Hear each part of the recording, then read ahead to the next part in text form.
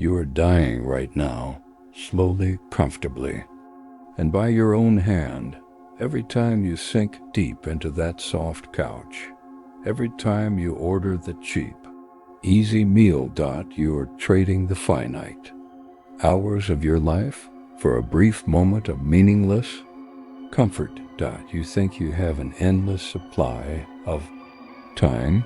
You think the final bill will never come, but your body keeps a flawless, unforgiving ledger, and one day the massive debt is called in, usually in a cold, sterile medical room.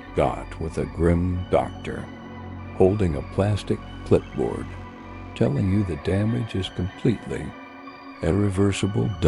It is the silent complacency of our modern life. You are not acutely sick just yet. You are certainly not truly healthy either. You are hovering in the dangerous, invisible middle, the quiet gray zone of very slow decay, and yet you do absolutely nothing to change, because nothing is profoundly broken in you yet. You are a boiling frog, resting in tepid water. Enjoying the gentle warmth as it cooks you alive. You justify the laziness as earned relaxation. You tell yourself you work hard at your job. So you deserve to collapse every single night. Seneca, the great Stoic philosopher, saw this fatal flaw. He noted we freely give away our physical health. As if these physical treasures were completely worthless. We gladly trade our physical vitality for mere convenience. We let absolute laziness become our permanent default state. Modern psychology calls this dangerous process habituation. Your brain simply gets used to the low energy. It accepts a weakened, fragile state as perfectly normal, but you forget what it feels like to be strong. To have raw energy coursing through your human veins. You accept a severely lesser version of yourself. Simply because it is so much easier to surrender. But this quiet surrender is a massive human tragedy. You are locking yourself inside a failing biological machine. Let us deeply examine the biology of your complacency. Human bodies were forged in brutal, unforgiving physical struggle. When you remove all physical struggle from your life, your body assumes it no longer needs physical strength. It systematically dismantles your hard-earned muscle tissue. It stores deep fat as a panicked defense mechanism. Your heart grows weaker from severe lack of use. Your arteries stiffen like old, neglected metal pipes. Epictetus, a crippled slave who became a Stoic master, he understood the profound danger of a weak body. He famously said that no man is truly free unless he is absolute master of his own flesh. Look honestly at your own habits right now. Are you the true master of your physical body, or are your base, lazy impulses completely mastering you? Every time you choose the path of least resistance, you systematically weaken your mind and your body alike. You train your nervous system to be entirely fragile. The modern world severely profits from your physical fragility. The system wants you heavily sedated, compliant, and weak. It sells toxic comfort at a massive financial premium. The ultimate hidden cost is your absolute physical vitality.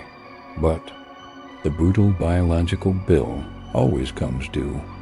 Eventually, imagine the terrifying day the doctor sits you down. The sterile air in the room suddenly feels heavy. The medical words hang like a cold.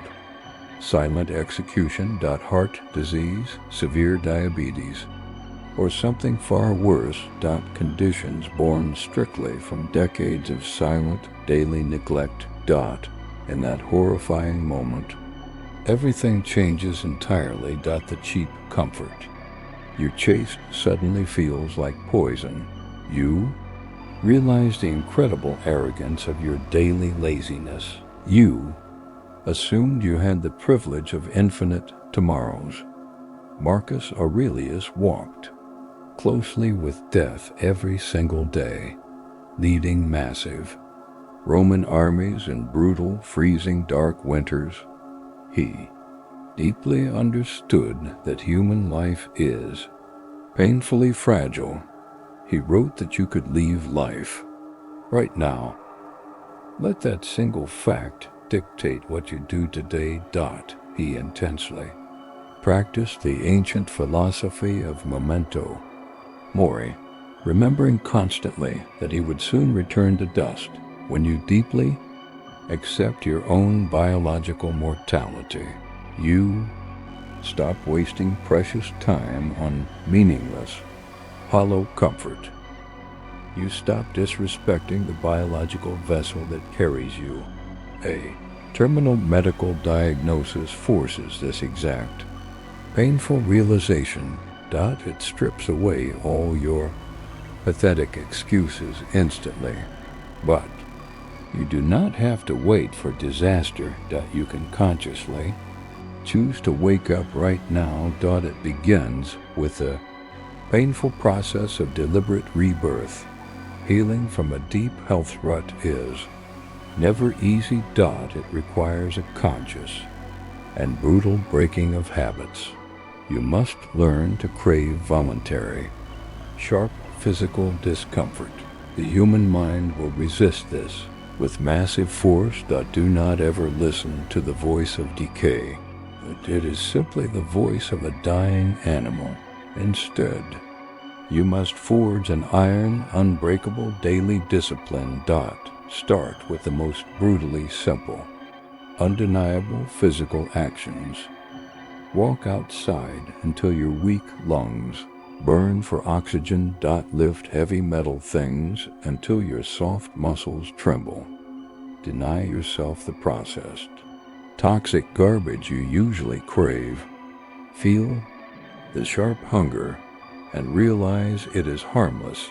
Feel the fatigue and know it makes you stronger. Apply this stoic logic directly to your physical health. Strip away all the luxury and the excess padding. Find the hard, jagged edge of your physical limits. And push past it with grim, relentless determination. In the very beginning, it will feel like torture. Your lazy, entitled body will fight you every step, but soon a profoundly beautiful shift will occur internally. The dull aches of decay will fade away, replaced by the sharp, clean soreness of actual growth. You will look in the mirror and see respect for the complex machine that keeps you alive. You will reclaim the vital mastery.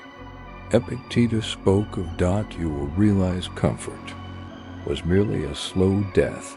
An intense physical struggle is the essence of living. Every drop of sweat is a rebellion against decay. Every healthy choice is a weapon against early mortality.